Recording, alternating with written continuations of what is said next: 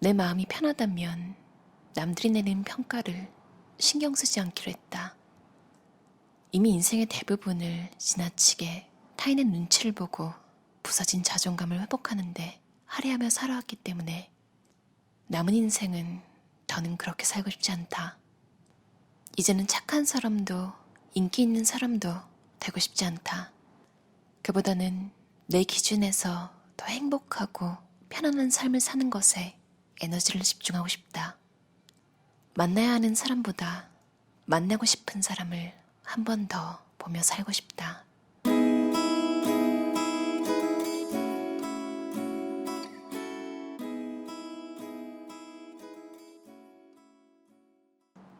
허밍버드 출판사에서 나온 적당히 가까운 사이라는 책인데요.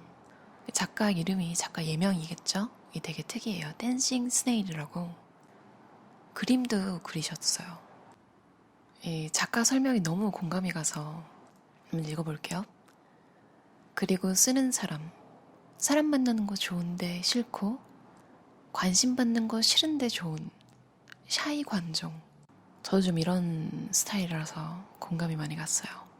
프롤로그부터 되게 공감 가거든요. 한번 제가 읽어볼게요. 밑줄 친 부분. 어릴 때부터 무리에 섞이는 게 힘들었다. 학교에 가면 물 같은 친구들 사이에서 작은 기름방울이 되어 혼자 떠다니는 것 같았다.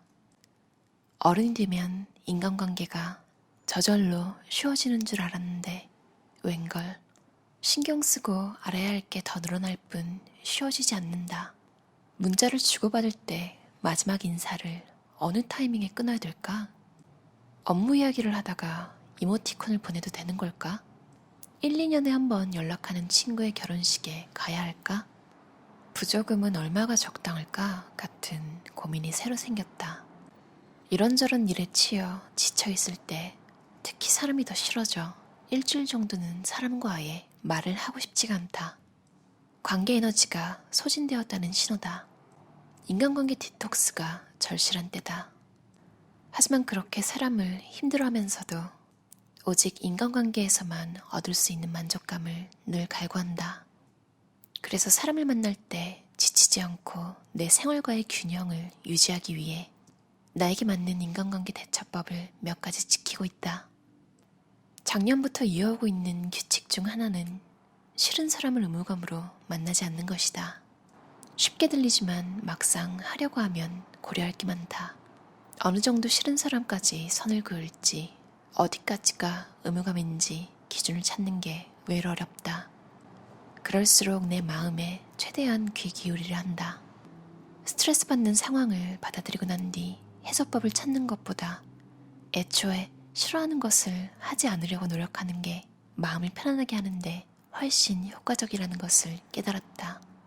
그 노력의 일환으로 내 정신건강에 조금이라도 부정적 영향을 주는 관계는 적당한 선에서 끊어내는 관계 미니멀리즘을 시도하고 있다. 모두에게 좋은 사람이 될 생각은 없다. 이제는 착한 사람도 인기 있는 사람도 되고 싶지 않다. 그보다는 내 기준에서 더 행복하고 편안한 삶을 사는 것에 에너지를 집중하고 싶다.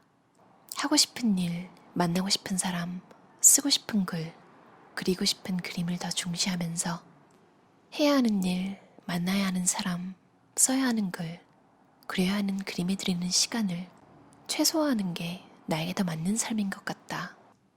물을 많이 마시는 게 다이어트에 좋다는 이야기를 듣고 하루에 2리터씩 물을 마시다가 손에 습진이 왔다는 지인의 이야기를 들었다. 병원에 가서 발병 원인을 물으니 안 마시던 물을 갑자기 너무 많이 마셔서 물이 몸 밖으로 나온 걸 수도 있다고 했단다. 인간 가습기가 됐던 거냐며 한바탕 웃고 떠들었지만 이내 큰 깨달음을 얻었다. 남들이 다 좋다고 말하는 게 나한테도 꼭 좋은 건 아닐 수 있구나. 사람에 따라 상황에 따라 편안할 수 있는 관계의 종류와 너비는 다르다. 어떤 관계에서 물 흐르듯 섞이지 못한다면 기름방울인 채로 살면 되는 것이다. 나를 바꿔가면서까지 그 무리에 섞이는데 애쓰지 않을 생각이다. 만나야 하는 사람보다 만나고 싶은 사람을 한 번 더 보며 살고 싶다. 적당히 가까운 거리에서 그다지 살갑지는 못한 나를 이해해주고 옆에 있어주는 나의 가족들, 친구들, 지인들에게 진심으로 고맙다는 말을 전하고 싶다. 너무 가깝지도 멀지도 않게. 아무리 좋은 말도 상대가 원치 않을 때 그 공간을 침범한다면 군더더기가 될 뿐이다. 좋은 조언은 반드시 상대가 먼저 구할 때라야만 완성된다. 사람은 정체성과 독립성을 잃지 않기 위해 온전히 자신에게 집중할 수 있는 자율적인 공간이 필요하다. 이를 독일말로 슈필라움이라고 부른다. 그런데 우리말에는 슈필라움의 의미를 정확하게 전달할 수 있는 단어가 없다고 한다.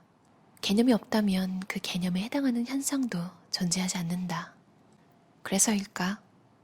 개인 공간의 중요성을 다소 경시하는 우리 문화에서는 유독 일상에서 이를 침해하는 일이 잦은 듯하다. 대중교통을 이용하면서 옆 사람을 아랑곳하지 않고 다리를 쩍쩍 벌리고 앉는다거나 사방으로 타인을 밀치고 다니는 행동을 크게 무례로 느끼지 않는 경우가 많다. 만약 지인이 내 집에 놀러와 묻지도 않고 냉장고를 마구 뒤적거리고 안방문을 휙휙 열어젖힌다면 그 순간 그의 방문은 침범이 될 것이다. 일상생활에서 물리적인 안전공간을 침범당했을 때 이런 불편감을 마음에 대입해서 생각해보자. 내 생각을 타인에게 강요하는 일 역시 그의 정신세계, 즉 마음의 공간을 침범하는 격이다. 그게 아무리 상대를 걱정해서 하는 소리라도 말이다. 타인의 공간을 함부로 침범하지 말아야 하는 것처럼 사람의 마음을 침범하는 말과 행동 역시 조심해야 한다. 조언은 타이밍이다.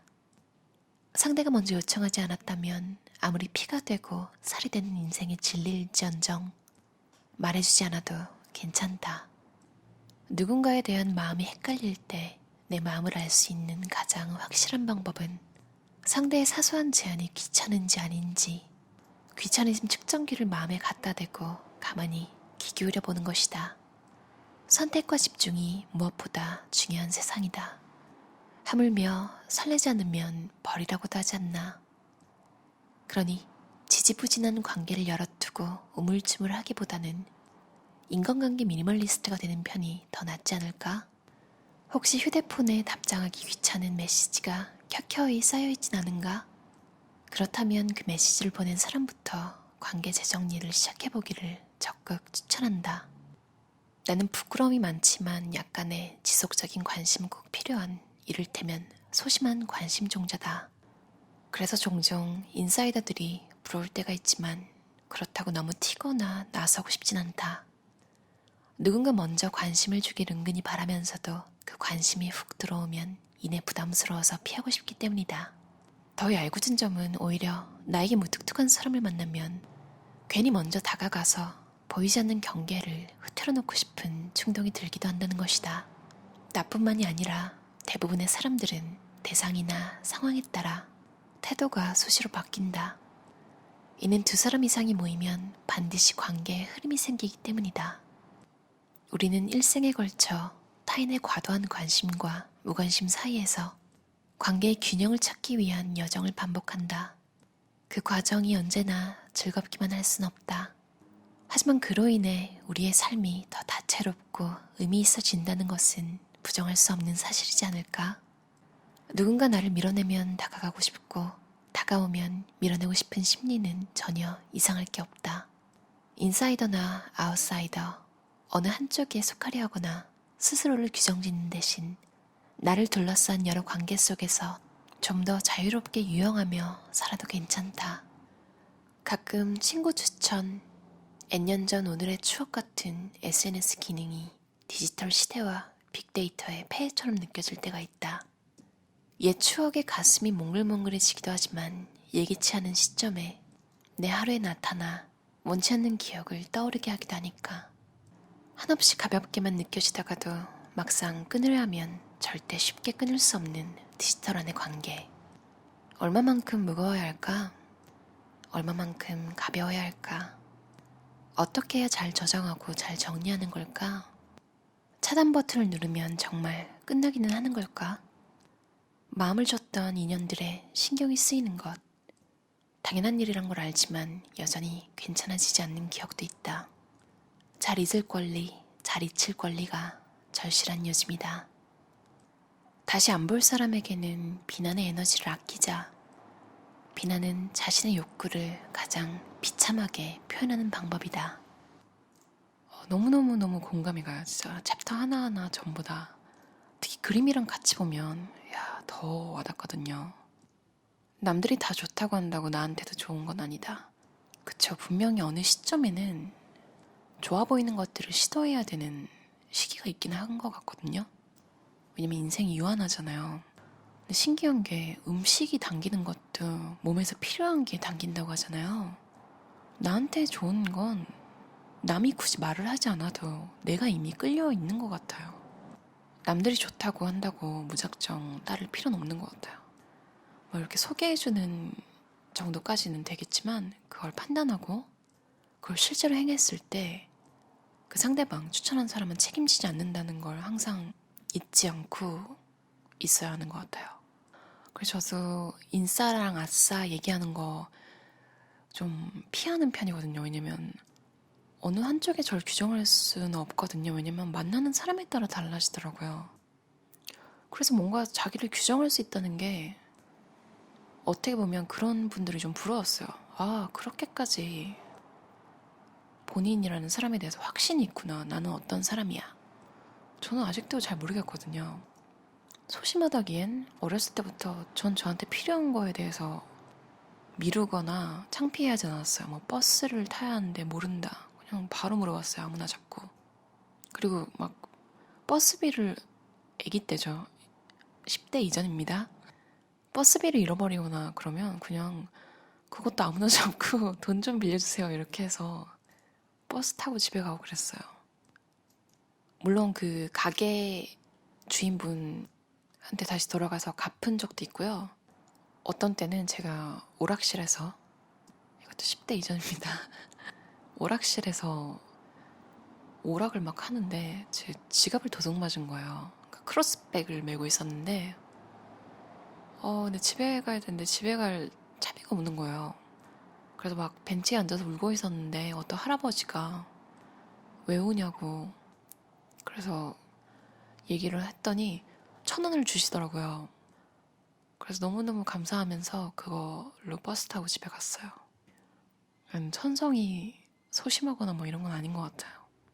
근데 그렇다고 또 인싸냐 하면 아니거든요.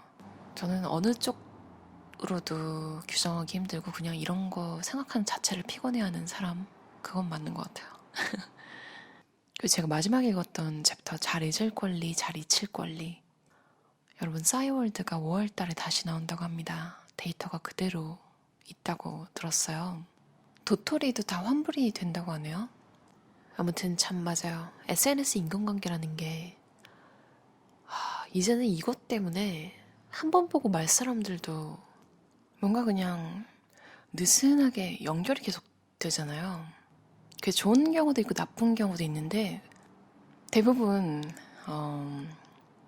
어느 정도 자리 잡고 굳이 인간관계를 막 늘리거나 이래야 될 필요가 없으면, 저를 포함해서 제 주변 30, 40대 분들 보면 거의 계정을 일시정지해 놓거나 아예 업로드를 그냥 10년 가까이 안 하거나, 아무래도 피곤한 것 같아요.